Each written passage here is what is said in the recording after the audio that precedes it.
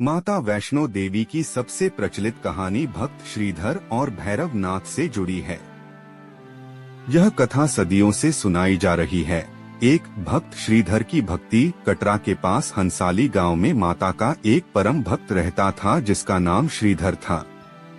वह बहुत गरीब था और उसकी कोई संतान नहीं थी।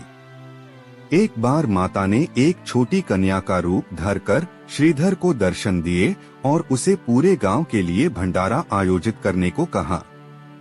श्रीधर ने कन्या की बात मानकर पूरे गांव और आसपास के साधु संतों को न्योता दे दिया। भंडारे का चमत्कार। जब भंडारा शुरू हुआ तो श्रीधर की छोटी सी कुटिया में सैकड़ों लोग बैठ गए। माता की कृपा से उस छोटी सी कुटिया में इतनी जगह हो गई कि सब आराम से बैठ गए और भोजन कभी कम नहीं पड़ा। उसी भंडारे में भैरव नाथ भी आया था, जो एक बहुत बड़ा तांत्रिक था, लेकिन उसे अपनी शक्तियों पर बहुत अहंकार था।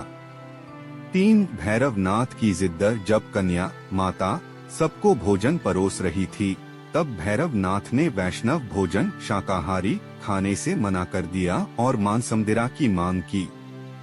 कन्या ने कहा कि यह एक भक्त का घर है, यहाँ सात्विक भोजन ही मिलेगा। भैरव नाथ उस कन्या की दिव्य शक्ति को भांप गया था और उसने उसे पकड़ने की कोशिश की। तब माता वायु रूप में बदलकर त्रिकुटा पर्वत की ओर उड़ चली।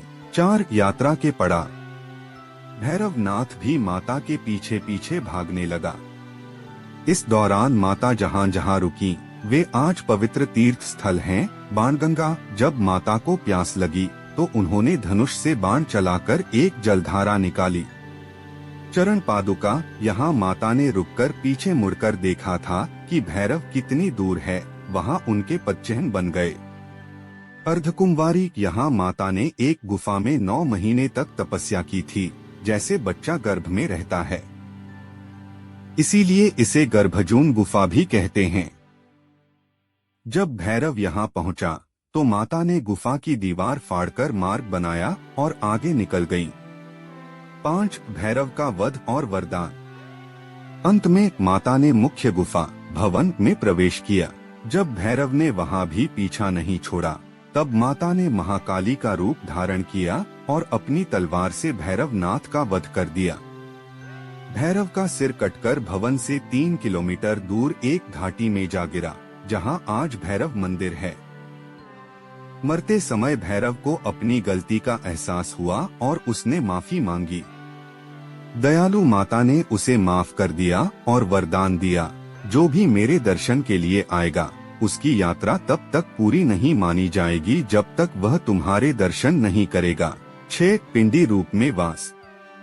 भैरव के वध के बाद माता ने 3 प्राकृतिक पत्थरों पिंडियों का रूप धारण कर लिया। महाकाली दाएं सहार की देवी, महालक्ष्मी मध्य धन और वैभव की देवी, महासरस्वती बाएं ज्ञान की देवी। आज भी लाखों भक्त इन्हीं पिंडियों के दर्शन के लिए ऊंची चढ़ाई चढ़कर माता के दरबार पहुंचते हैं। जय माता दी।